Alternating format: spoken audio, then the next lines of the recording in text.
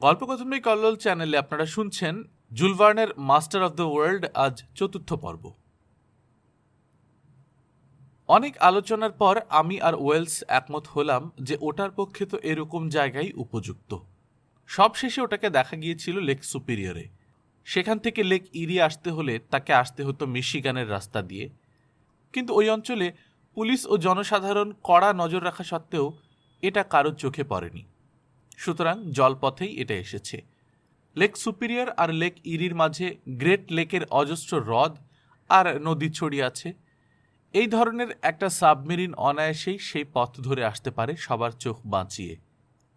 এখন আমরা যদি গিয়ে দেখি ক্রিক ছেড়ে চলে গেছে টেরর, কিংবা তাদের ধরার চেষ্টা করতেই যদি ওরা পালিয়ে যায়, তাহলে কোন পথে যাবে? যে পথেই যাক, কিছুতেই ওটার পিছু নেওয়া যাবে না। লেক ইরির প্রান্তসীমার পোর্ট বাফেলোতে দুটো টর্পেডো ডেস্ট্রয়ার আছে। ওয়াশিংটন থেকে রওনা দেওয়ার আগেই মিস্টার ওয়ার্ড আমাকে এই খবর দিয়েছেন। তিনি ওই দুটোর কমান্ডারকেও টেলিগ্রাম করে জানিয়েছিলেন যে কোনো মুহূর্তে টেররকে ধাওয়া করার প্রয়োজন হতে পারে। কিন্তু টর্পেডো ডেস্ট্রয়ারের গতি যতই হোক, টেররের পিছু নেওয়ার ক্ষমতা তার নেই। তাছাড়া সাবমেরিনটা যদি ডুব দেয়, তাহলে হাত পা কামড়ানো ছাড়া আর কোনো উপায় থাকবে না। ওয়েলস বললেন, লড়াই শুরু হলে টর্পেডো ডেস্ট্রয়ার কিছু করতে পারবে না, তার সাথে যত নাবিক আর যত কামানি থাক। তার মানে আজ রাতে আমরা যদি সফল না হই, ভেস্তে যাবে সমস্ত অভিযান। ব্ল্যাক রক ক্রিকের বন জঙ্গলে প্রায় শিকার করতে আসেন ওয়েলস, ফলে এই এলাকার সব পথঘাটই তার চেনা। প্রায় সারাটা লেকই তীক্ষ্ণ পাথরে ঘেরা। টেরর পানির ওপরে বা নিচে যেখানে ইচ্ছে থাকতে পারে। 2-3 জায়গায় পাথর নেই। বালুকা বেলা চলে গেছে ছোট ছোট গিরিসংকটের দিকে। গিরিসংকটগুলো 200-300 ফুট ওপরে উঠে মিলিত হয়েছে বনের সীমানায়। সন্ধ্যা 7টায় আমাদের গাড়ি বনে ঢুকল। তখনও যথেষ্ট আলো বনের ভেতর। গাছের ছায়া থাকা সত্ত্বেও পথ চিনতে অসুবিধা হলো না। সোজাসুজি ক্রিকের কিনারায় যাওয়া যাবে না। টেররের লোক দুজন আমাদের দেখতে পেলে ভেগে যাবে। আমাদের বোধহয় এখানেই থামা উচিত, তাই না? জানতে চাইলাম ওয়েলসের কাছে। না, জবাব দিলেন তিনি। গভীর বনে গিয়ে গাড়ি ছাড়তে হবে, তাহলে কেউ আর আমাদের দেখতে পাবে না। গাছের নিচ দিয়ে গাড়ি যাবে তো? যাবে। আমি এই বনের আগাগোড়া চিনি। 500-600 ফুট সামনে একটা খোলা জায়গা আছে, সেখানে আমরা একদম গা ঢাকা দিয়ে থাকতে পারবো। আর ঘোড়াগুলো খাবার পাবে। অন্ধকার গাঢ় হলেই ক্রিকের মোহনা আগলে দাঁড়িয়ে আছে যে পাহাড়, সেটার তীরে চলে যাব আমরা। জায়গাটা টেরর আর তার পালাবার পথের ঠিক মাঝখানে। এখন শুধু টেরর থাকলেই হয়। আমরা সবাই আক্রমণ করার জন্য একদম প্রস্তুত। কিন্তু ওয়েলস যা বলেছেন ঠিকই বলেছেন। রাত নামা পর্যন্ত অপেক্ষা করাই ভালো। ততক্ষণে হাতের কাজগুলো সেরে নেওয়া যাক। লাগাম ধরে টানতেই ঘোড়াগুলো এগুলো খালি গাড়ি নিয়ে। ক্রমেই আমরা চললাম গভীর বনের দিকে। চারপাশে ছড়ানো লম্বা পাইন, বিশাল ওক আর সাইপ্রেস, ফলে অনেক ঘন হয়ে এসেছে অন্ধকার। পায়ের তলায় লতা, পাইন কাঁটা আর মরা পাতার দঙ্গল। মাথার উপর গাছপালা এত ঘন, পড়ন্ত সূর্যের শেষ রশ্মি আর প্রবেশাধিকার পাচ্ছে না। আন্দাজে এগিয়ে চলেছি হাতড়াতে হাতড়াতে। কয়েকবার গাড়ি ধাক্কা খেলো এখানে সেখানে। মিনিট 10 পর পৌঁছলাম খোলা জায়গাটায়। ঘন সবুজ ঘাসে ভরা জায়গাটা, চারপাশ ঘিরে বিশাল সব গাছের সারি। এখনো দিনের আলোর কিছুটা অবশিষ্ট আছে, খানিকটা বিশ্রাম নেওয়া যাবে। এবড়ো খেবড়ো পাথরের রাস্তা দিয়ে আসতে আসতে গা হাত পা ব্যথা ধরে গেছে। আমাদের সবার ভেতর কৌতূহল মাথা চাড়া দিয়ে উঠছে। মনে হচ্ছে এক্ষুনি ক্রিকে গিয়ে টেররকে এক নজর দেখি। কিন্তু শুভ বুদ্ধি আমাদের বেঁধে রাখল। আর সামান্য অপেক্ষা, তারপরেই নামবে অন্ধকার। তখন অনায়াসেই যেতে পারবো টেররের কাছে। ওয়েলস এই ব্যাপারে গোঁ ধরে রইলেন। ভেতরটা কৌতূহলে ফেটে পড়লেও বুঝতে পারলাম কথাটা ঠিক। ঘোড়াগুলোর সাজ পোশাক খুলে কোচওয়ান ওদের নিয়ে গেল ঘাস লতা পাতা খাওয়াতে। হার্ট আর ওয়াকার খাবার দাবার সাজাতে লাগলো চমৎকার একটা সাইপ্রেসের তলায়। বনের মিষ্টি গন্ধ এসে নাকে লাগছে। মনে পড়ে গেল মর্গানটন আর প্লেজেন্ট গার্ডেনের কথা। খুব খিদে পেয়েছিল আমাদের। খাবারও ছিল যথেষ্ট পরিমাণে। খাওয়া দাওয়া সারলাম, কিন্তু তখনও নামেনি অন্ধকার। এদিকে উত্তেজনায় ছটফট করছি আমরা। শেষমেশ পাইপ ধরালাম বাকি সময়টা কাটাবার জন্যে। বন জুড়ে স্তব্ধতা নেমে এসেছে। ডেকে ডেকে ফিরে গেছে শেষ পাখিটিও। রাত নামার সাথে সাথে ক্রমে কমে আসছে বাতাস। মগডালের পাতাগুলো নড়ছে কি নড়ছে না। সূর্য অস্ত যেতেই দ্রুত কালো হয়ে এলো আকাশ। গোধূলি হারিয়ে গেল আঁধারের গহ্বরে। ঘড়ি দেখলাম 8:30 বাজে। বললাম, সময় হয়েছে ওয়েলস। আপনি বললেই উঠব। তাহলে উঠে পড়ুন। কোচওয়ানকে সতর্ক করে দিলাম, ঘোড়াগুলো যেন চড়তে চড়তে ফাঁকা জায়গাটার বাইরে না যায়। শুরু হলো আমাদের অভিযান। সবচেয়ে আগে চললেন ওয়েলস, তার পেছনে আমি, আমার পেছনে হার্ট আর ওয়াকার।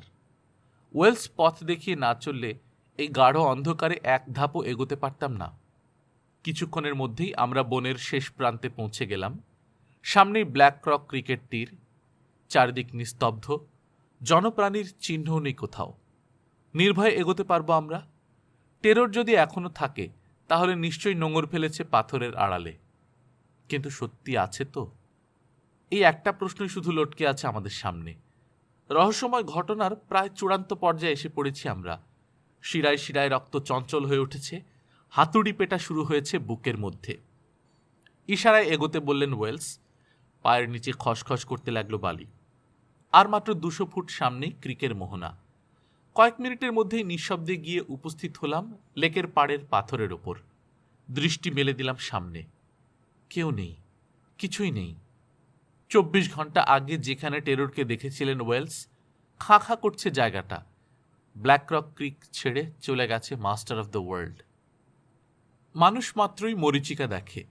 ওয়েলস গতকাল টেররকে দেখেছিলেন, কিন্তু এখন আর সেটা নেই। কলকবজা নষ্ট হয়ে গোপন ঘাঁটিতে যেতে না পারায় ব্ল্যাক রক ক্রিকে আশ্রয় গ্রহণ করতে বাধ্য হয়েছিল। মেরামত সেরে এতক্ষণে নিশ্চয়ই চলে গেছে লেক ইরি ছেড়ে অনেক দূরে। অভিযানের শুরু থেকে বারবার এই ভয়টাই করেছি, অথচ শেষের দিকে এসে প্রায় বিশ্বাস করে বসেছিলাম টেররের দেখা আমরা পাবই। ওয়েলস যেখানে দেখেছেন সেখানেই এখনো নোঙর ফেলে আছে টেরর। হতাশায় ভেতরটা ভেঙে পড়তে চাইল। আমাদের এত খাটুনির ফুটো পয়সা মূল্যও আর রইল না। আর টেরর যদি এখনো এই লেকেই থাকে তাহলেই বা কি করার আছে? ওটাকে ধরা তো আমাদের সাধ্যের বাইরে। আসলে ওটাকে ধরার ক্ষমতা পৃথিবীর কোনো মানুষেরই নেই। হতভম্ব হয়ে দাঁড়িয়ে রইলাম আমি আর ওয়েলস। হার্ট ওয়াকারও কম হতাশ হয়নি। তবু ওরা ক্রিকেট তীর বরাবর ঘোরাঘুরি করে দেখল যদি বা ফেলে যাওয়া কোনো সূত্র মেলে। আমি আর ওয়েলস পাথরের মতো দাঁড়িয়ে রইলাম ক্রিকের মোহনায়। টু শব্দটি করলাম না কেউ। আমাদের মনের অবস্থা বোঝানোর জন্যে কোনো কথা বলার দরকার ছিল না। প্রচণ্ড আগ্রহের পর এই হতাশা একেবারে শেষ করে ফেলল আমাদের। এত পরিকল্পনার এই পরিণতিতে মাথা যেন তালগোল পাকিয়ে গেল। অভিযান বাতিল করব না চালিয়ে যাব কিছুই বুঝতে পারছিলাম না। প্রায় 1 ঘন্টা ওভাবেই দাঁড়িয়ে রইলাম। জায়গাটা ছেড়ে চলে আসার মতো শক্তিও যেন আর অবশিষ্ট নেই। এখনো অন্ধকার ভেদ করে দেখার চেষ্টা করছি। মাঝে মাঝে ঢেউয়ের মাথায় চকচক করে উঠছে পানি। চমকে উঠে ভাবছি ওই বুঝি টেরর। কিন্তু তখনই মিলিয়ে যাচ্ছে পানির ঝিকিমিকি। কখনো মনে হচ্ছে গাঢ় অন্ধকারের গায়ে ছায়ার মতন কি যেন দেখতে পাচ্ছি। জাহাজের মতো কালো কি যেন একটা এগিয়ে আসছে এদিকেই। আবার কখনো ঘূর্ণিজল ছলাৎ করে এসে পড়ছে পায়ের ওপর। মনে হচ্ছে কি যেন তোলপাড় করছে লেকের তলে। কল্পনার এমন অনেক দৃশ্য একের পর এক চলে গেল চোখের সামনে দিয়ে। সব মিথ্যা, সব মরীচিকা। অবশেষে আমাদের দুজন সঙ্গী ফিরে এলো। আমার প্রথম প্রশ্ন হলো, কিছু পেলে? না, জবাব দিল জন হার্ট। ক্রিকেট 2 তীরই দেখেছ? হ্যাঁ, বলল ন্যাব ওয়াকার। সাঁতার না কেটে যতদূর যাওয়া যায় গেছি। মিস্টার ওয়েলস তীরের ওপর ছড়ানো অনেক জিনিস দেখেছিলেন, আমরা তার কিছু দেখতে পেলাম না। বনে ফিরে যাবার চিন্তা মাথায় নেই, তাই বললাম, এখানে কিছুক্ষণ থাকি। হঠাৎ তোলপাড় করে উঠল পানি। ঢেউ ফুলে ফেঁপে ছুটে এলো তীরের দিকে। ওয়েলস বলল, বড় নৌকা গেলে এরকম ঢেউ উঠে? হ্যাঁ, বললাম আমি। নিজের অজান্তেই নিচু হয়ে গেছে স্বর। কিন্তু ঢেউটা এলো কোত্থেকে? 1 ফোঁটা বাতাস বইছে না। তাহলে কি লেকের উপর কিছু ভেসে উঠেছে? নাকি তলে কিছু আছে? সামনে ঝুঁকে ঢেউয়ের ধরন দেখতে দেখতে বললেন ওয়েলস। ঢেউটা নৌকার ঢেউয়ের মতোই। মনে হচ্ছে পানির নিচ দিয়ে বা ওপর দিয়ে কিছু একটা এগিয়ে আসছে ক্রিকের দিকে। নিঃশব্দে নিশ্চল হয়ে কিছু একটা দেখার আশায় চোখ বড় বড় করে তাকিয়ে রইলাম নিশ্ছিদ্র অন্ধকারে। ক্রিকেট তীরে আলতো চাপড় মারছে লেকের ঢেউ। স্পষ্ট শোনা যাচ্ছে সে শব্দ। হার্ট আর ওয়াকার খানিকটা সরে গিয়ে বড় একটা পাথরের উপর উঠে দাঁড়ালো। আমি এগিয়ে গেলাম পানির আরো কাছে। তোলপাড়ের শব্দ তো কমছে না, বরং বাড়ছে। সেই সাথে কানে এলো একটা ধকধক ধকধক শব্দ। আমার দিকে ঝুঁকে ওয়েলস বললেন, আর কোনো সন্দেহ নেই, এদিকে এগিয়ে আসছে একটা জাহাজ। তাই তো মনে হচ্ছে। লেক ইরিতে তিমি অথবা বড় হাঙর থাকলে অবশ্য অন্য কথা। না না, এটা জাহাজেরই শব্দ। কিন্তু জাহাজটা ক্রিকের মোহনার দিকে আসছে নাকি চলে যাচ্ছে অন্যদিকে? আপনি তো এখানেই জাহাজটাকে দুবার দেখেছিলেন, তাই না? হ্যাঁ, এখানেই। এটা যদি সেই জাহাজটাই হয় তাহলে ফিরেও আসবে এখানেই। ওই যে, আঙুল দিয়ে ক্রিকের প্রবেশ পথটা দেখালেন তিনি। ফিরে এসেছে ওয়াকার আর হার্ট। চারজনই হামাগুড়ি দিয়ে রইলাম বালির ওপর। মনে হলো আধার ভেদ করে এগিয়ে আসছে একটা কালো স্তূপ। লেকের ওপর দিয়ে খুব ধীরে ধীরে এগিয়ে আসছে। এখনো ক্রিকেট ঢোকেনি। উত্তর পূবে 120 ফুট মতো দূরে আছে ওটা। ইঞ্জিনের শব্দ আর কানে আসছে না। ওরা বোধহয় ইঞ্জিন বন্ধ করে দিয়েছে। যে গতি জড়ো হয়েছিল এগিয়ে আসছে এখন তারই ধাক্কায়। এটাই বোধহয় ওয়েলসের দেখা সেই সাবমেরিন। ক্রিকের আশ্রয়ে রাত কাটানোর জন্য ফিরে আসছে। কিন্তু ফিরেই যদি আসবে তাহলে নোঙর তুলেছিল কেন? আবার কলকবজা বিগড়ে দুর্বল হয়ে পড়েছে? নাকি মেরামত শেষ হবার আগেই গা ঢাকা দিতে বাধ্য হয়েছিল? এখনই বা কি কারণে ওটা এখানে ফিরে আসছে? ওহায়োর রাস্তা দিয়ে তো বিদ্যুৎ গতিতে উধাও হয়ে যেতে পারত। তাহলে কি ওটা মোটর গাড়িতে রূপান্তরিত হবার ক্ষমতা হারিয়ে ফেলেছে? মেলা প্রশ্ন ভিড় করে এলো মাথার মধ্যে, যার একটারও উত্তর জানা নেই আমার। আমি আর ওয়েলস ভাবতে লাগলাম, এটা কি সত্যিই সেই টেরর? এটার কমান্ডারই মাস্টার অফ দ্য ওয়ার্ল্ড নামে হুমকি দিয়েছিলেন সরকারকে। নিশ্চিত হবার মতো প্রমাণ এখনো হাতে আসেনি। মনে হচ্ছে ব্ল্যাক রক ক্রিকের সমস্ত এলাকা এই জাহাজের ক্যাপ্টেনের নখদর্পণে। নইলে এত গাঢ় অন্ধকারের মধ্যে আসতে পারতেন না। কোনো কেবিন থেকে এক বিন্দু আলো বাইরে এসে পড়ছে না। খানিক পরেই খুব ধীরে ধীরে মেশিন চলার মতো শব্দ পেলাম। আবার আলোড়িত হয়ে উঠল লেকের পানি। তারপরেই ঘাটে ভিড়ল জাহাজটা। পায়ের নিচের 5-6 ফুট উঁচু সমতল পাথরটা খাড়া নেমে গেছে পানিতে, ঠিক একটা জাহাজ ঘাটার মতোই। আমার এক হাত চেপে ধরলেন ওয়েলস। ফিসফিস করে বললেন, আর এখানে থাকা উচিত হবে না। হ্যাঁ, ওরা দেখে ফেলতে পারে। বালির উপর গুঁড়ি মেরে থাকতে হবে, অথবা লুকাতে হবে কোনো পাথরের ফাটলে। আপনি রওনা দিন, আমরা পেছন পেছন যাচ্ছি। আর এক মুহূর্ত নষ্ট করা ঠিক নয়। কালো স্তূপটা এখন আমাদের একেবারে কাছে। ওটার ডেকে দেখতে পাচ্ছি দুজন মানুষের ছায়া। সত্যি কি সাবমেরিনে মাত্র দুজন মানুষই আছে? পা টিপে টিপে সরতে লাগলাম পেছনে। যেখান থেকে গিরিসংকট উঠে গেছে বনের দিকে, সেখানে পৌঁছলাম। চারপাশে বহু খাঁজ। একটাতে ঢুকলাম আমি আর ওয়েলস, আরেকটাতে সঙ্গী দুজন। ওরা যদি টেরর থেকে নামে তাহলে আমরা দেখতে পাব, অথচ ওরা আমাদের দেখতে পাবে না। সুতরাং অবস্থা বুঝে ব্যবস্থা করতে পারবো আমরা। সামান্য শব্দ ভেসে এলো জাহাজ থেকে। ইংরেজিতে কিছু কথা বলা বলিও হলো। ওরা যে নোঙর ফেলতে যাচ্ছে এটা পরিষ্কার বুঝতে পারলাম। ডেকের ওপর থেকে কেউ ছুঁড়ে দিল একটা রশি। রশিটা সরাত করে এসে পড়ল আমরা আগে যেখানে দাঁড়িয়েছিলাম ঠিক সেইখানে। ওয়েলস ঝুঁকে পড়ে দেখলেন নাবিকদের একজন তীরে লাফিয়ে পড়ে রশি ধরেছে। তারপরে কানে এলো পাথরের নোঙর ঘষার কর্কশ খরখর শব্দ। কিছুক্ষণ পর বালির উপর হাঁটা চলার খচমচ শব্দ হলো। লণ্ঠনের আলোয় পথ চিনে দুজন লোক খাঁড়ি ধরে চলে গেল বনের দিকে। কোথায় যাচ্ছে ওরা? ব্ল্যাক রক ক্রিকও কি তাহলে টেররের একটা গুপ্ত ঘাঁটি? খাবার ও অন্যান্য জিনিসপত্রের কি কোনো মজুদ আছে এখানে? খাবার নিতেই কি এসেছিল ওরা? লক্ষ্যহীনভাবে ঘুরতে ঘুরতেই কি ওরা সন্ধান পেয়ে গেছে ব্ল্যাক রক ক্রিকের? মনে হয় জনমানবহীন এই জায়গার খবর ভালোভাবেই ওরা জানে। জানে এখানে ওদের দেখে ফেলার কেউ নেই। এখন আমরা কি করব? ফিসফিস করে জানতে চাইলেন ওয়েলস। ওরা ফিরে না আসা পর্যন্ত অপেক্ষা করব। তারপর চমকে উঠে থেমে গেলাম আমি। লোক দুজন আমাদের 30 ফুট দূর দিয়ে যাচ্ছিল। হঠাৎ ওদের একজন মুখ ঘোরাতেই লণ্ঠনের আলোয় তার মুখ আলোকিত হয়ে উঠেছে। তাই দেখে ভীষণভাবে চমকে উঠেছি আমি।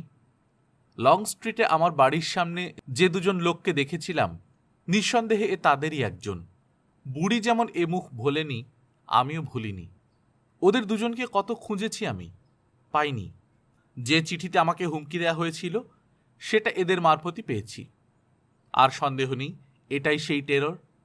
তবু একটা জিনিস কিছুতেই বুঝতে পারলাম না, এই মেশিনের সঙ্গে গ্রেট আইরির কি সম্পর্ক।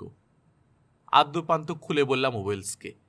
তিনি শুধু বললেন, সবকিছুই বড় জটিল। দুজন লোক বনের পথে হাঁটতে হাঁটতে গাছের তলা থেকে কাঠকুটো কুড়িয়ে জড়ো করছে। ওরা যদি আমাদের ঘাঁটি দেখে ফেলে তাহলে কি হবে, বললেন ওয়েলস। ওরা যদি খুব বেশি ভেতরে ঢুকে না পড়ে তাহলে ভয়ের কিছু নেই, কিন্তু যদি ভেতরে যায়, ঘোড়া গাড়ি সব দেখে ফেলে, ছুটে আসবে জাহাজের দিকে, কিন্তু জাহাজে ওঠার আগেই ধরে ফেলবো আমরা। ক্রিকেট দিক থেকে কোনো সাড়া শব্দ পাওয়া যাচ্ছে না। পাথরের ফাটল থেকে বেরিয়ে খাঁড়ি ধরে নামতে লাগলাম ঘাটের দিকে। যেখানে নোঙর ফেলা হয়েছে সেখানটায় গিয়ে দাঁড়ালাম। চুপচাপ দাঁড়িয়ে আছে টেরর। ডেকে কোনো আলো নেই, ডেক বা তীরে দেখাও যাচ্ছে না কাউকে। এই তো সুযোগ। ডেকে উঠে লোক দুজনকে অভ্যর্থনা জানানোর জন্য তৈরি হয়ে থাকব। মিসেস স্ট্রক, চমকে উঠলাম। ওয়েলস আমার পিছু পিছু কখন এসেছেন জানতেই পারিনি। তাড়াতাড়ি পিছু হটে গুঁড়ি মেরে বসে থাকলাম। আরও আগেই কি জাহাজে উঠে পড়া উচিত ছিল, নাকি উঠতে গেলে ডেকের ওপর থেকে কেউ দেখে ফেলত? তাহলে একেবারে সর্বনাশ হয়ে যেত। লণ্ঠন হাতে দুজন লোক খাঁড়ি বেয়ে নেমে আসছে। কোনো সন্দেহ তাদের মনে জাগেনি। দুজনের হাতেই এক বোঝা করে কাঠ। এসে থামল ঘাটের উপরে। একজন সামান্য গলা চড়িয়ে ডাকল, হ্যালো ক্যাপ্টেন। আসছি। জাহাজের ভেতর থেকে সাড়া দিল কেউ। ওয়েলস আমার কানে কানে বললেন, ওরা তাহলে 3 জন, 4 জন হতে পারে, 5 বা 6 জন হলেও অবাক হবার কিছু নেই। পরিস্থিতি খুব খারাপ। এতগুলো লোকের বিরুদ্ধে আমরা কি করব?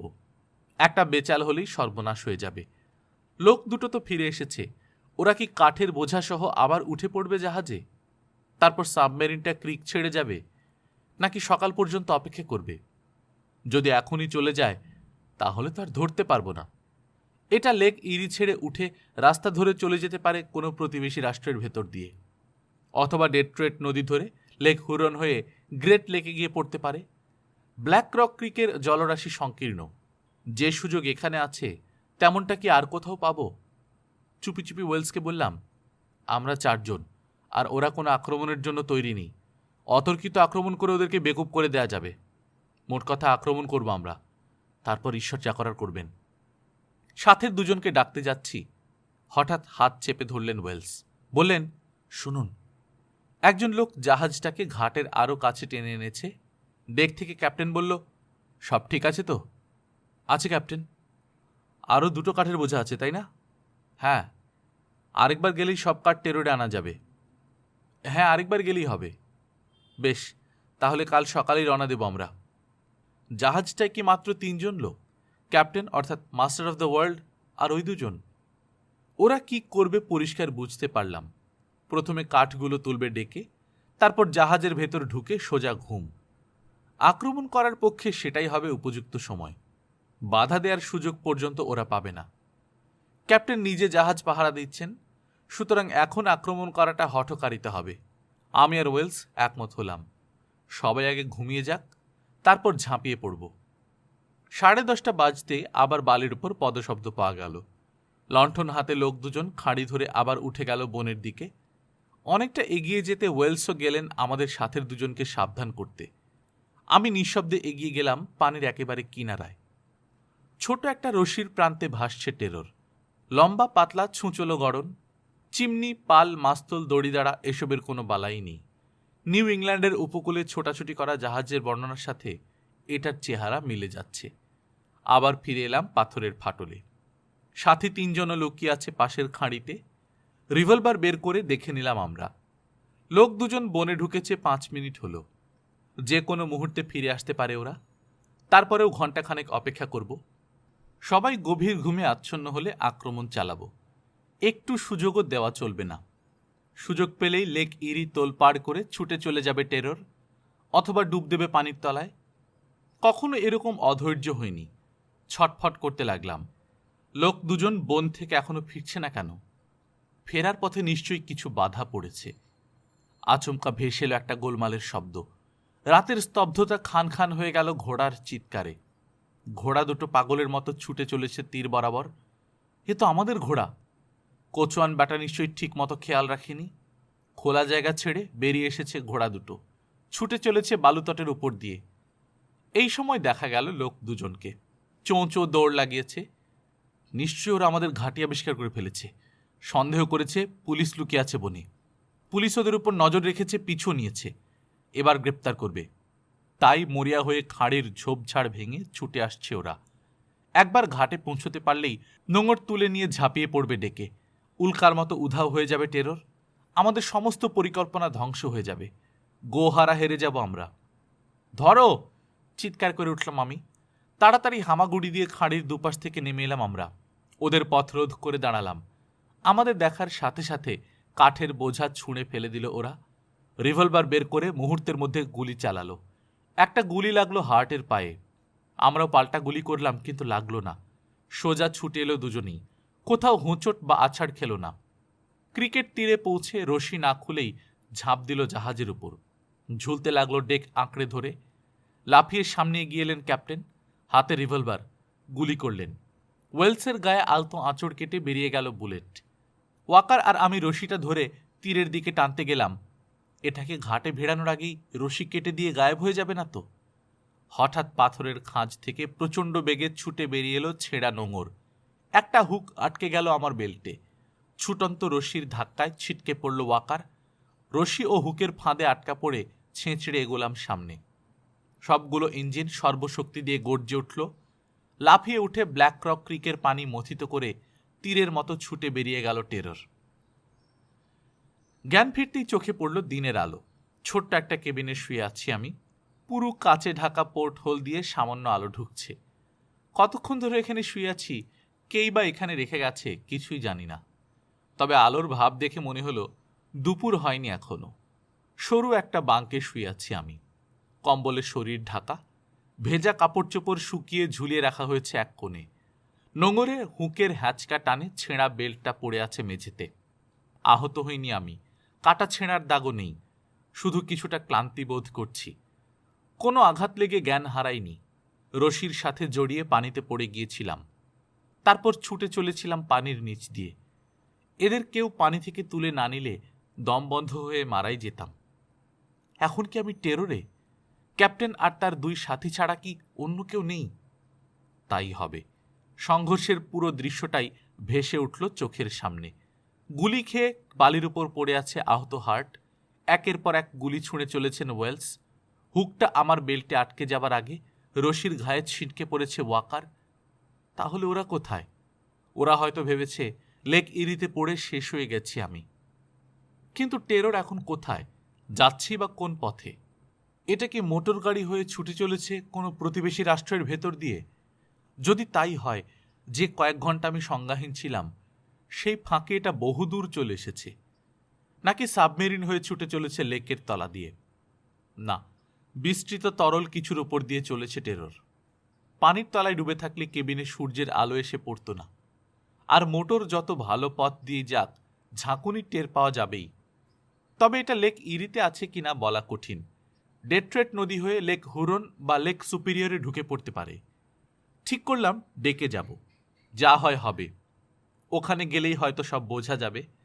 কোনো মতে টেনে হেঁচড়ে নেমে পড়লাম বাঙ্ক থেকে।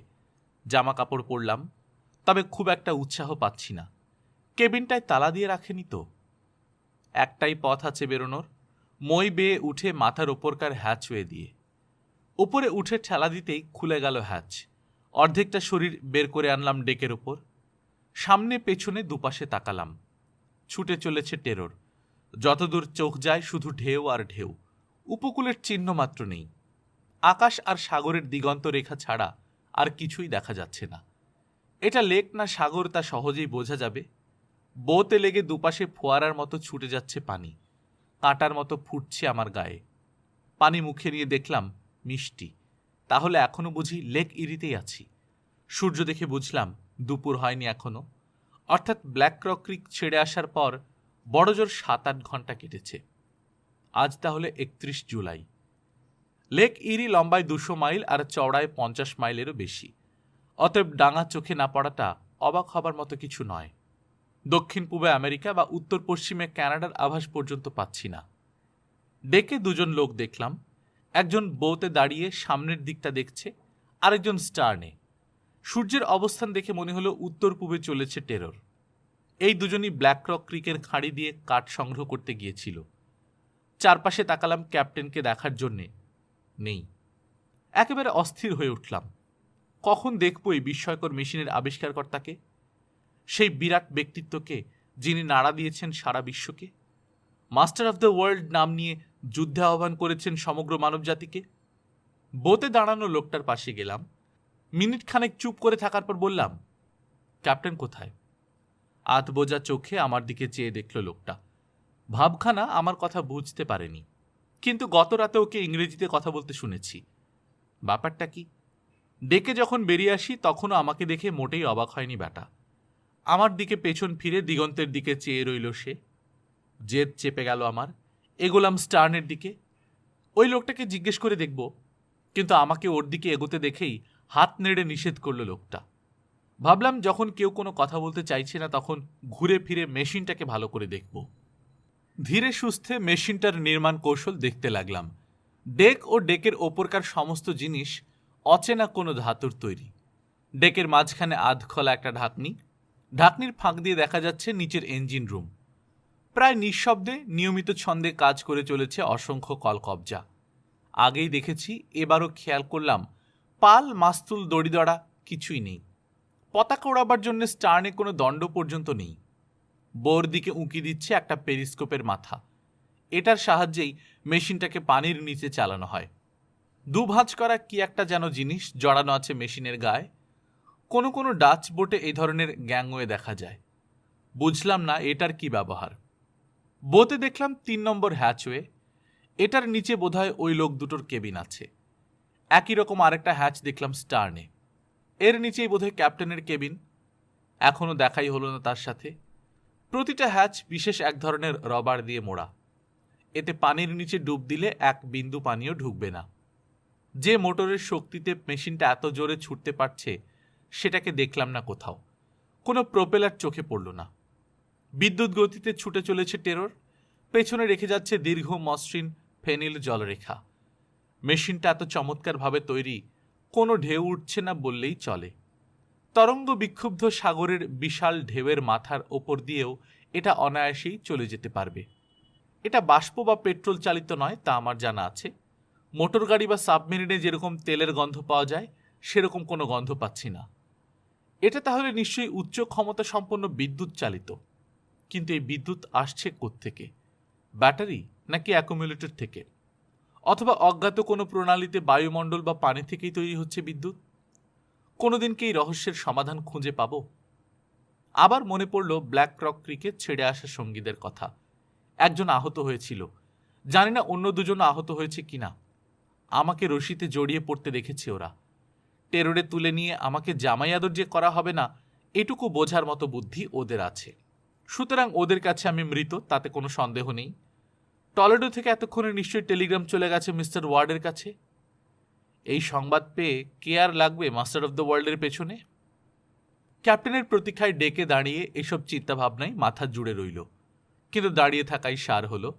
ক্যাপ্টেন এলেন না। একটু পরে খিদে পেট জ্বলে উঠল। গত 24 ঘন্টা পেটে কিছু পড়েনি। সেই গতকাল বনে বসে তাড়াহুড়ো করে কিছু খেয়েছিলাম। পেটে এমন যন্ত্রণা শুরু হলো যে ভাবলাম টেররে আসার পর 2 দিন কি তারও বেশি কেটে গেল কিনা। ফিরলাম কেবিনে। চুপচাপ ভাবছি ওরা আমাকে খেতে দেবে কিনা। এমন সময় বোতে দাঁড়ানো লোকটা নিচে নেমে গেল, ফিরে এলো আবার। টু শব্দ না করে আমার সামনে নামিয়ে রাখলো কিছু খাবার। তারপর আবার ফিরে গেল নিজের জায়গায়। টিনের মাংস, সি বিস্কিট আর এক পাত্র এল। গোগ্রাসে গিললাম। এলটা এত কড়া, পানি মিশিয়ে খেতে হলো। খেয়ে দিয়ে আবার কেবিন থেকে বেরিয়ে এলাম। ওই দুজন নিশ্চয়ই খাওয়ার পাট চুকিয়ে ফেলেছে আমার আগেই।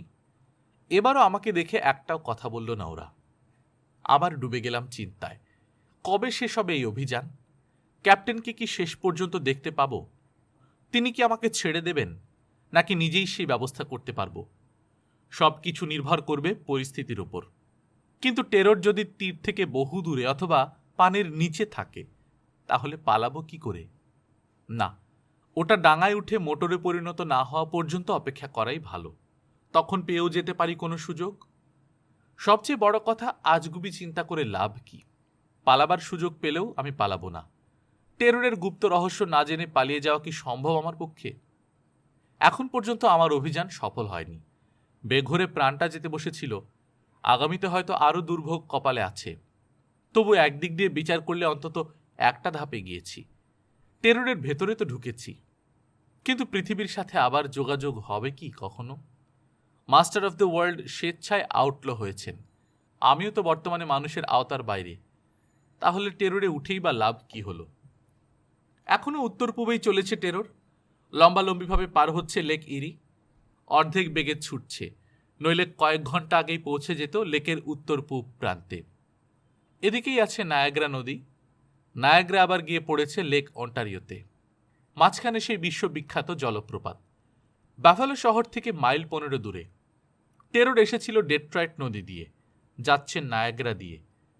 কিন্তু এবারে যদি ডাঙায় না ওঠে, তাহলে তো সোজা গিয়ে পড়বে সেই জলপ্রপাতে। দুপুর গড়িয়ে যাচ্ছে, চমৎকার দিন, মৃদুমন্দ বাতাস বইছে। সূর্যের তাপে গায়ে জ্বালা ধরছে না। এখনো কোনো তীর চোখে পড়ছে না, না কানাডা না আমেরিকা। ক্যাপ্টেন কি বাইরে আসবেন না? তার লুকিয়ে থাকার কি অর্থ হতে পারে? তাহলে কি সন্ধ্যায় যখন তীর ছোঁবে টেরর, আমাকে নামিয়ে দেবেন ক্যাপ্টেন? বেলা 2টোর দিকে খুট করে একটা শব্দ হলো। মাঝের হ্যাচটা ওপর দিকে উঠল। যাকে দেখার জন্য অধীর হয়ে আছি, ডেকে বেরিয়ে এলেন তিনি। আমার দিকে ফিরেও তাকালেন না, সোজা স্টার্নে গিয়ে হাল ধরলেন। লোকটা ছুটি পেয়ে তার সাথে দু একটা কথা বলল নিচু গলায়। তারপর সামনের হ্যাচওয়ে দিয়ে নেমে গেল নিচে। তীক্ষ্ণ চোখে দিগন্তের দিকে চেয়ে রইলেন ক্যাপ্টেন। কম্পাস দেখে সামান্য ঘুরিয়ে দিলেন টেররকে। গতি বেড়ে গেল। এই সেই মানুষ যাকে দেখার জন্য আমি এবং সারা পৃথিবীর লোক অধীর হয়ে আছে। 50-এর কিছু বেশি হবে বয়স। মাঝারি উচ্চতা, শক্তিশালী সোজা কাঁধ, দৃঢ় মাথায় ধূসর ঘন চুল, খাটো কোঁকড়ানো দাড়ি, বিশাল বুক, লম্বাটে চোয়াল, কোচকানো ঘন ভ্রু প্রচণ্ড প্রাণশক্তির পরিচায়ক। তামাটে চামড়ার নিচে টকবক করে ফুটছে রক্ত। নিখুঁত স্বাস্থ্যের অধিকারী একজন লৌহ মানব বলা চলে তাকে। সাথের দুজন লোকের মতোই পরনে সামুদ্রিক পোশাক, তার উপর অয়েল স্কিন কোট, মাথায় উলের টুপি। ইচ্ছে করলেই গোটা মাথা ঢেকে ফেলতে পারবেন এই টুপিতে।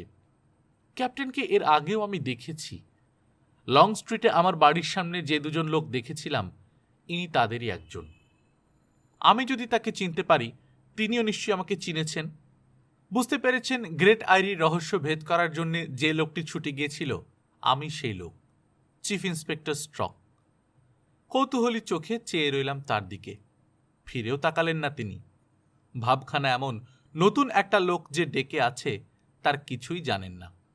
চেয়ে থাকতে থাকতে হঠাৎ মনে হলো তাকে আগেও যেন কোথায় দেখেছি। কিন্তু ওয়াশিংটনে প্রথম দেখে তো এই কথা মনে হয়নি। পুলিশ দপ্তরে কি এর ছবি দেখেছি, নাকি কোনো দোকানে? মনে করতে পারলাম না। হয়তো সবটাই আমার মনের ভুল। যাই হোক, সাথের লোক দুজন অভদ্র হলেও ইনি হয়তো আমার কথার জবাব দেবেন। তারও ভাষা ইংরেজি, তবে আমেরিকান কিনা তা ঠিক বলতে পারবো না। তিনি আমাকে না চেনার ভান করছেন। আমি তার বন্দী। আমার সঙ্গে কথা বলতে চান না? তাহলে কি করতে চান আমাকে নিয়ে? শেষ করে দিতে চান? রাত নামলেই খতম করে ফেলে দেবেন পানিতে? আমি যেটুকু জেনেছি সেটুকুই তার বিপদ ঘনিয়ে আনতে পারে, তাই কি এরকম চিন্তা করছেন? কিন্তু আমি তো নোঙরে প্যাঁচ লেগে এমনিতেই মারা যাচ্ছিলাম। মেরে ফেলার ইচ্ছা থাকলে আবার তুলে আনলেন কেন? ঘুরে সোজা রওনা দিলাম স্টার্নের দিকে। একদম মুখোমুখি হয়ে দাঁড়ালাম। একটু পর তাকালেন আমার দিকে। গনগনে কয়লার মতো জ্বলছে চোখ। আপনি ক্যাপ্টেন? তিনি নিশ্চুপ। এই জাহাজ, এটাই কি টেরর? এবারও চুপ। আর একটু এগোলাম। হাত ধরতে যেতেই এমন একটা ভঙ্গি করলেন, থেমে গেলাম আমি। ওই শরীরের ভেতর শক্তি ফুঁসছে। আবার সোজা হয়ে দাঁড়ালাম তার সামনে। গলা চড়িয়ে বললাম, কি করতে চান আমাকে নিয়ে? ঠোঁট কেঁপে উঠল ক্যাপ্টেনের। মনে হলো এবার কথা বলবেন, কিন্তু শেষ মুহূর্তে সামলে নিলেন। স্পষ্ট বিরক্তির চিহ্ন মুখে। কথা এড়ানোর জন্যই যেন মাথা ঘুরিয়ে নিলেন একপাশে। রেগুলেটরের মতো একটা যন্ত্রে হাত দিলেন। সাথে সাথে গতি আরও বেড়ে গেল টেররের। রাগে গা কাঁপতে লাগলো আমার। ইচ্ছে হলো চিৎকার করে উঠি, কথা বলবেন না, চুপ করে থাকবেন? থাকুন, তবে আমি জানি আপনি কে। আপনার মেশিন আমি চিনি। ম্যাডিসন, বোস্টন, লেক কার্ডালে এটাকেই দেখা গিয়েছিল। আপনি বেপরোয়া মোটর চালিয়েছেন রাস্তায়, সাগরে চালিয়েছেন জাহাজ, আর লেকে সাবমেরিন। এর নামই টেরর। আপনি তার কমান্ডার। আপনি চিঠি লিখে হুমকি দিয়েছিলেন সরকারকে। ভেবেছেন সারা পৃথিবীর বিরুদ্ধে লড়াই করবেন, তাই নাম নিয়েছেন মাস্টার অফ দ্য ওয়ার্ল্ড। কিন্তু জেনে রাখুন, আপনি হেরে যাবেন সে লড়াইয়ে। আমি এসব বললে তিনি অস্বীকার করতে পারতেন না, কারণ হালের ওপর চোখ পড়েছিল আমার। স্পষ্ট খোদাই করা আছে সেই 3টে বিখ্যাত অক্ষর MOW। কোনো মতে সামলে নিলাম নিজেকে। উত্তর পাবো না ভেবে হতাশ হলাম। ফিরে গিয়ে ধপাস করে বসে পড়লাম আমার কেবিনের হ্যাচওয়ের কাছে। অনেকক্ষণ ধরে চেয়ে রইলাম দিগন্তের দিকে। মনে আসা তীর দেখব, তাই বসে বসে অপেক্ষা করতে লাগলাম। হ্যাঁ, অপেক্ষা করা ছাড়া উপায় বা কি আমার? উত্তর পূবেই ছুটে চলেছে টেরর। সন্ধ্যার আগে নিশ্চয়ই এটা পৌঁছে যাবে লেক ইরির শেষ সীমানায়। ঘন্টার পর ঘন্টা একইভাবে কেটে গেল। চালক লোকটা আবার ফিরে এসেছে ডেকে। ক্যাপ্টেনও নিচে নেমে গিয়েছেন ইঞ্জিন ঠিক মতো চলছে কিনা দেখার জন্যে। গতি বাড়লেও ইঞ্জিনের শব্দ বাড়েনি, চলছে একই মসৃণ ছন্দে। অধিকাংশ মোটরের পিস্টনই মাঝে মাঝে স্ট্রোক মিস করে, কিন্তু টেররের ইঞ্জিন চলছে একইভাবে। এটা এক মেশিন থেকে আরেক মেশিনে রূপান্তরিত হয় সম্ভবত রোটারি ইঞ্জিনের বদৌলতে। তবে আমার এই ধারণার পক্ষে অকাট্য কোনো প্রমাণ এখনো পাইনি। এখনো উত্তর পূবে অর্থাৎ বাফেলোর দিকে এগিয়ে চলেছে টেরর। ক্যাপ্টেন কেন গতিপথ পরিবর্তন করছেন না বুঝলাম না। রকমারি নৌকা আর জাহাজ বাফেলোর তীর ছেয়ে আছে, ওখানে গিয়ে নিশ্চয়ই ঢুকে পড়বেন না। জলপথেই যদি এই লেক ছেড়ে যেতে চান, তাহলে নায়াগ্রা নদী দিয়ে যাওয়া ছাড়া উপায় নেই। কিন্তু টেরর যত শক্তিশালী মেশিনই হোক, নায়াগ্রা জলপ্রপাত অতিক্রম করা তার সাধ্যের বাইরে। ডেট্রেট নদী দিয়ে পালানোর একটা পথ ছিল, সেটা তো ক্রমেই পেছনে পড়ে যাচ্ছে। আরেকটা চিন্তা মাথায় এলো। রাত নামলে ক্যাপ্টেন হয়তো চুপি চুপি এটাকে ভিড়াবেন লেকের পাড়ে, তারপর মোটর গাড়ি বানিয়ে আশেপাশের স্টেটগুলোর ভেতর দিয়ে সোজা চম্পট। মেশিনটা মাটির উপর থাকতেই যদি পালাতে না পারি, তাহলে চিরতরে ওটার আশা বাদ দিতে হবে। লেক ইরির উত্তর পূবের অ্যালাবানি থেকে বাফেলো পর্যন্ত সমস্ত এলাকা আমি ভালোভাবেই চিনি। বেশ কয়েকবার আমাকে আসতে হয়েছিল এখানে। বছর 3 আগে একটা মিশন নিয়ে এসেছিলাম। সেবার নায়াগ্রার 2 তীর জলপ্রপাতের ওপর নিচ ভালোভাবে পর্যবেক্ষণ করেছি। ঝুলন্ত সেতুটাও বাদ যায়নি। বাফেলো আর নায়াগ্রা জলপ্রপাতের মাঝের গুরুত্বপূর্ণ দ্বীপ দুটো দেখে গেছি, নেভি আর গোট আইল্যান্ড। এই দ্বীপ দুটো কানাডা আর আমেরিকার প্রপাতকে বিভক্ত করেছে। অঞ্চলটা চেনা, পালালে অসুবিধায় পড়ব না। কিন্তু পালানোর সুযোগ কি পাব? বুঝতে পারছি না আমি আদৌ পালাতে চাই কি না। জানি না এখানে থাকলেই বা কি ভাগ্য বয়ে আনবে, সৌভাগ্য না দুর্ভাগ্য। তাছাড়া নায়াগ্রা নদীর তীরে পৌঁছাতে পারবো তারই বা নিশ্চয়তা কি? জেনে শুনে নিশ্চয়ই এই ফাঁদে পা দেবে না টেরর। লেকের শেষ পর্যন্ত বোধহয় যাবে না। উত্তেজিত মগজের মধ্যে বনবন করে ঘুরতে লাগলো এসব চিন্তা। চোখ কিন্তু চেয়েই রইল শূন্য দিগন্তে। একটা কথা কিছুতেই মাথায় ঢুকল না, আমাকে ব্যক্তিগতভাবে কেন হুমকি দিয়েছিলেন ক্যাপ্টেন? ওয়াশিংটনে আমার উপর নজরই বা কেন রেখেছিলেন? গ্রেট আইরির সঙ্গে তার সম্পর্কটা কোথায়? ভূগর্ভস্থ সুড়ঙ্গের মাঝখান দিয়ে না হয় লেক কার্ডালে পৌঁছেছিলেন, কিন্তু দুর্ভেদ্য গ্রেট আইরিকেও কি তিনি ভেদ করে গিয়েছিলেন? না, সে ক্ষমতা তার নেই। বিকেল 4টে। টেররের গতিবেগ হিসেব কষে বুঝে নিলাম বাফেলো আর বেশি দূরে নেই। মাইল 15 সামনে বাফেলোর আবছা আভাসও পেলাম। আসার পথে 2-4টে নৌকা চোখে পড়ল, কিন্তু প্রতিবারই সেগুলোর অনেকখানি পাশ কাটিয়ে বেরিয়ে গেলেন ক্যাপ্টেন। তাছাড়া টেরর ছোটার সময় কোনো ঢেউ ওঠে না। পানির ওপর এত সমান্তরালভাবে যায়, মাইল খানেক দূর থেকেও চোখে পড়া মুশকিল। ধীরে ধীরে বাফেলোর ওপারে লেক ইরিকে ঘিরে থাকা পর্বতমালার চোখে পড়ল।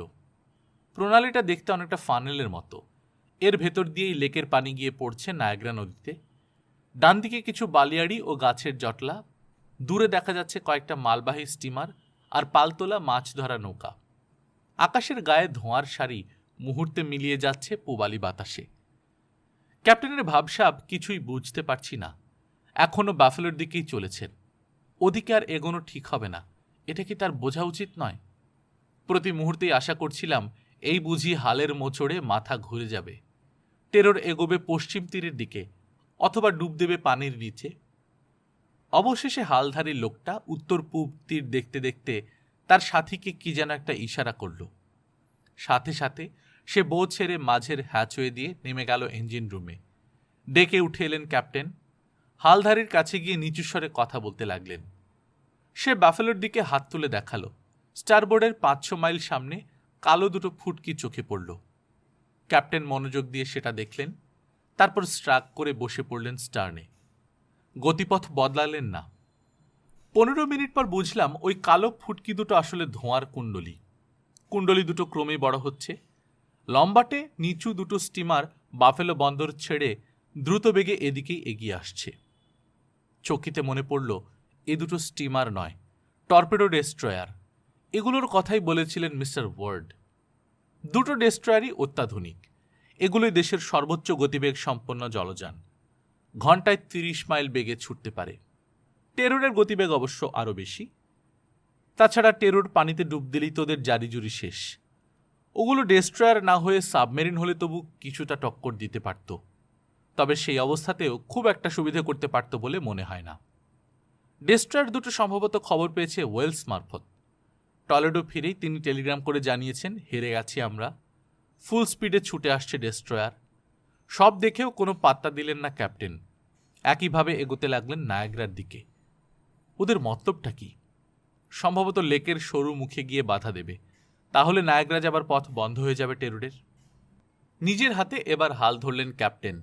লোক দুজনের একজন গিয়ে দাঁড়ালো বোতে, আরেকজন চলে গেল ইঞ্জিন রুমে।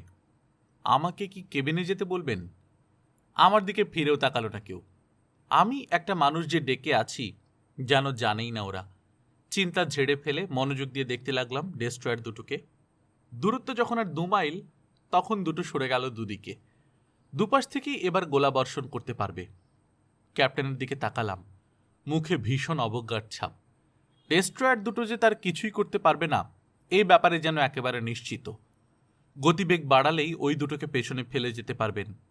মেশিন সামান্য ঘুরিয়ে নিলেই চলে যাবেন কামানের আওতার বাইরে। আর ডুব দিলে তো কথাই নেই, কামানের গোলা কামানেই থাকবে। 5 মিনিট কেটে গেল। আর মাত্র 1 মাইল দূরে আছে ডেস্ট্রয়ার। ওদের আরও কাছে আসতে দিলেন ক্যাপ্টেন। তারপর চাপ দিলেন একটা হাতলে। দ্বিগুণ বেড়ে গেল প্রোপেলারের শক্তি। লাফিয়ে সামনে এগোলো টেরর। ডেস্ট্রয়ার সাথে খেলা করছেন ক্যাপ্টেন। ঘুরে পালিয়ে না গিয়ে সামনের দিকে এগোচ্ছেন। ক্যাপ্টেনের যা ভাবসাব, বিদ্যুৎ গতিতে ডেস্ট্রয়ার দুটোর মাঝখান দিয়ে বেরিয়ে গেলেও অবাক হবার কিছু থাকবে না। ভুলিয়ে ভালিয়ে নাচিয়ে নিয়ে বেড়াবেন। তারপর নামবে রাত, পিছু ছাড়তে বাধ্য হবে ডেস্ট্রয়ার। লেকের প্রান্তে পরিষ্কার দেখা যাচ্ছে বাফেলো শহর। বড় বড় বিল্ডিং, গির্জার চূড়ো, শস্য বয়ে নিয়ে যাওয়া এলিভেটর সব স্পষ্ট দেখা যাচ্ছে। আর 4-5 মাইল সামনে গেলেই উত্তর দিকে পড়বে নায়াগ্রা নদী। এরকম পরিস্থিতিতে আমার কি করা উচিত? ডেস্ট্রয়ারের সামনে বা মাঝখান দিয়ে যাবার সময় পানিতে ঝাঁপিয়ে পড়ব? আমি ভালো সাঁতারু, সুতরাং এই সুযোগ ছাড়া বোধহয় ঠিক হবে না। এখন ঝাঁপ দিলে আমার পিছু নেওয়া সম্ভব নয় ক্যাপ্টেনের পক্ষে। হয়তো বুলেটের হাত থেকেও বেঁচে যাব। ডেস্ট্রয়ার দুটোর কোনোটা না কোনোটা দেখবেই আমাকে। হয়তো ইতিমধ্যে আমাকে দেখে ফেলেছেন কমান্ডার। ঝাঁপ দিলেই একটা নৌকা পাঠিয়ে দেবেন আমাকে উদ্ধার করতে। অবশ্য টেরর নায়াগ্রা নদীতে ঢুকলে আমার পালানোর সুযোগ আরও বাড়বে। নেভি আইল্যান্ড একবার নেমে পড়তে পারলে আমাকে আর পায় কে? কিন্তু নদীতে পড়েই টেরর যদি ভেসে যায় জলপ্রপাতের তোড়ে? না, তা হতে পারে না। তার আগে কিছু একটা ব্যবস্থা করবেনই ক্যাপ্টেন। ডেস্ট্রয়ার দুটো আরও এগিয়ে আসুক, তারপর অবস্থা বুঝে ব্যবস্থা করব। পালাবার চিন্তা করছি বটে, কিন্তু পালালেই তো রহস্যভেদের সব সম্ভাবনা শেষ। আমার ভেতর দায়িত্ববোধ মাথা চাড়া দিয়ে উঠল। একজন পুলিশ কি কখনো কর্তব্য ছেড়ে পালাবার চিন্তা করতে পারে? এই আউটলকে হাতের মধ্যে পেয়েও ছেড়ে দেব? পালিয়ে সুগম করে দেব তার পালাবার পথ? এটা অসম্ভব। কিন্তু ভাগ্যে কি আছে তাও তো বুঝতে পারছি না। ডেকে এভাবে দাঁড়িয়ে থাকলে শেষ পর্যন্ত টেরর কোথায় নিয়ে যাবে কে জানে। 6:15 বাজে। ডেস্ট্রয়ার দুটো ছুটে আসছে। গতিবেগে কাঁপছে থরথর করে। আর মাত্র 12 বা 15 কেবল লেংথের ব্যবধান রয়েছে। গতিবেগ বাড়ল না টেররের। ডান ও বাঁ দিক ঘিরে এগিয়ে আসছে ডেস্ট্রয়ার। আমিও ওখান থেকে নড়লাম না। পাশেই দাঁড়িয়ে আছে বোর লোকটা, হাল ধরে পাথরের মতো দাঁড়িয়ে আছেন ক্যাপ্টেন।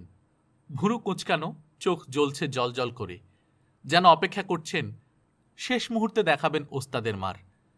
আচমকা বাঁ দিকের ডেস্ট্রয়ার থেকে সাঁই করে বেরিয়ে এলো এক ঝাঁক ধোঁয়া। পানি ঘেঁষে এলো গোলাটা, কিন্তু টেররকে আঘাত হানতে পারল না। পাশ দিয়ে বেরিয়ে ডানের ডেস্ট্রয়ারটাকে ছাড়িয়ে চলে গেল বহু দূরে। উদ্বিগ্ন চোখে আশেপাশে তাকালাম। বোর লোকটা ক্যাপ্টেনের নির্দেশের অপেক্ষায় আছে। একই রকম অবজ্ঞার ভাব ক্যাপ্টেনের মুখে। পাশ দিয়ে একটা গোলা বেরিয়ে গেল, অথচ ভ্রুক্ষেপই নেই। তার ওই মুখ জীবনেও ভুলব না। এই সময় আমাকে হ্যাচওয়ে দিয়ে ঠেলে নামিয়ে দেওয়া হলো কেবিনে। মাথার উপর বন্ধ হয়ে গেল হ্যাচ, বন্ধ হয়ে গেল অন্য দুটো হ্যাচও। এক ফোঁটা পানিও আর ঢুকবে না ডেকে। কলকবজার একটা ধকধক শব্দ কানে এলো। লেকের গভীরে ডুব দিল সাবমেরিন। ওটার ওপর দিয়ে গর্জন করে ছুটে গেল কামানের গোলা। গুম গুম করে প্রতিধ্বনি টের পেলাম পানির নিচে। তারপর সব নিস্তব্ধ। পোর্ট হোল দিয়ে আবছা একটা আলো আসছে কেবিনে। সামান্যতম দোলাও লাগছে না। সাবমেরিন নিঃশব্দে ছুটে চলেছে লেকের তল দিয়ে। কত তাড়াতাড়ি, কত অবলীলায় এক মেশিন থেকে আরেক মেশিনে রূপান্তরিত হবার ক্ষমতা রাখে টেরর, সেটা নিজের চোখেই দেখলাম। নিশ্চয়ই এরকম দ্রুত আর অনায়াস ভঙ্গিতেই রূপান্তরিত হতে পারে মোটর গাড়িতেও। এবার কি করবেন ক্যাপ্টেন? মোটর হয়ে রাস্তা দিয়ে ছুটতে না চাইলে নিশ্চয়ই গতিপথ পরিবর্তন করবেন। সম্ভবত ডেস্ট্রয়ার দুটোকে পেছনে ফেলে ছুটবেন পশ্চিম দিকে, গিয়ে পড়বেন ডেট্রয়েট নদীতে। তারপর হয় কামানের পাল্লার বাইরে গিয়ে, নয়তো রাত নামলে ভেসে উঠবেন আবার। কিন্তু মানুষ ভাবে এক, হয় আরেক। মিনিট 10 যেতে না যেতেই ডেকের ওপর একটা গোলমাল শুরু হলো। ইঞ্জিন রুম থেকে ভেসে এলো উত্তেজিত কথাবার্তা। এতক্ষণ মেশিন চলছিল মসৃণ গতিতে। হঠাৎ ইঞ্জিনের শব্দ কর্কশ হয়ে উঠল। নিশ্চয়ই কোনো গন্ডগোল হয়েছে যন্ত্রপাতিতে। ওপরে ভেসে ওঠা ছাড়া উপায় নেই। আমার ধারণা ঠিক। কেবিনের ঝাপসা আলো কেটে গিয়ে হেসে উঠল উজ্জ্বল সূর্যালোক। ভেসে উঠেছে টেরর। ডেকের উপর হাঁটা চলার আওয়াজ পেলাম। খুলে দেয়া হলো হ্যাঁচগুলো। আমারটা খুলতেই মই বেয়ে লাফিয়ে উঠলাম ডেকে। আবার হাল ধরেছেন ক্যাপ্টেন। অন্য দুজন নিচে ব্যস্ত। ডেস্ট্রয়ার দুটো গেছে কি যায়নি ভেবে পেছনে চোখ মেলতেই চমকে উঠলাম।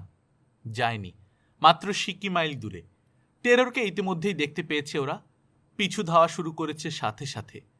টেরর ছুটে চলল নায়াগ্রা নদীর দিকে। ক্যাপ্টেনের প্ল্যান সম্বন্ধে সামান্যতম ধারণাও করতে পারলাম না। ডুব দিল, কিন্তু ইঞ্জিনের গোলমালে ভেসে উঠল আবার। এখন ঘুরে পালানোর চেষ্টা করেও লাভ নেই। রাস্তা বন্ধ করে এগিয়ে আসছে ডেস্ট্রয়ার। তাহলে কি ডাঙায় উঠে মোটর গাড়ি হয়ে কেটে পড়ার ইচ্ছা? কিন্তু তার আগেই তো প্রত্যেকটা পুলিশ স্টেশনে টেলিগ্রাম পৌঁছে যাবে। সারা রাস্তায় তৈরি হয়ে থাকবে ওরা। আধ মাইলও এগিয়ে নেই আমরা। পূর্ণ বেগে ছুটে আসছে ডেস্ট্রয়ার। অবশ্য একদম পেছনে থাকায় কামান চালানোর অসুবিধা আছে। ক্যাপ্টেন মনে হলো এই ব্যবধানটুকু রাখতে পারলেই খুশি। তিনি ইচ্ছে করলেই অবশ্য ব্যবধান বাড়িয়ে ফেলতে পারেন। তারপর রাত নামলেই গোত্তা মেরে ডেস্ট্রয়ারের পেছন দিক দিয়ে সরে পড়া। ডান পাশের বাফেলো ইতিমধ্যেই মিলিয়ে গেছে দৃষ্টিসীমা থেকে। 7টার কিছু পরে সামনে দেখা গেল নায়াগ্রা নদীর প্রবেশ মুখ। ওখানে ঢুকলে আর ফিরে আসার পথ নেই। ক্যাপ্টেন কি পাগল হয়ে গেলেন? অবশ্য একদিক দিয়ে তিনি তো পাগলই। পাগল না হলে নিজেকে কেউ মাস্টার অব দ্য ওয়ার্ল্ড বলে? বিশ্বাস করে নিজেকে পৃথিবীর সম্রাট বলে? তাকে দেখে অবাক হলাম। শান্ত মুখ, পেছনে ডেস্ট্রয়ার ছুটে আসছে জেনেও বিন্দুমাত্র বিচলিত নন। লেকের এই প্রান্ত একেবারে ফাঁকা। এদিকে জাহাজ চালানো বিপজ্জনক বলে মালবাহী স্টিমারগুলো খুব কম আসে। এখন তো একটাও নেই। একটা মাছ ধরা নৌকা পর্যন্ত চোখে পড়ল না। পাগলের মতো এভাবেই যদি এগিয়ে চলি আমরা, এমনকি ডেস্ট্রয়ার দুটো পর্যন্ত ফিরে যেতে বাধ্য হবে। গল্পকথন বাই কল্লোল চ্যানেলে আপনারা শুনছিলেন জুল ভার্নের মাস্টার অব দ্য ওয়ার্ল্ড। আজ 4র্থ পর্ব। আমরা নিয়মিত গল্প পাঠ করে শোনাচ্ছি। আপনারা যারা প্রথমবারের মতো শুনছেন, কাইন্ডলি সাবস্ক্রাইব করে নেবেন। গল্প পাঠ ভালো লাগলে বন্ধুদের সাথে শেয়ার করবেন। নিজে ভালো থাকবেন, আশেপাশের লোকজনকে ভালো রাখবেন। টাটা।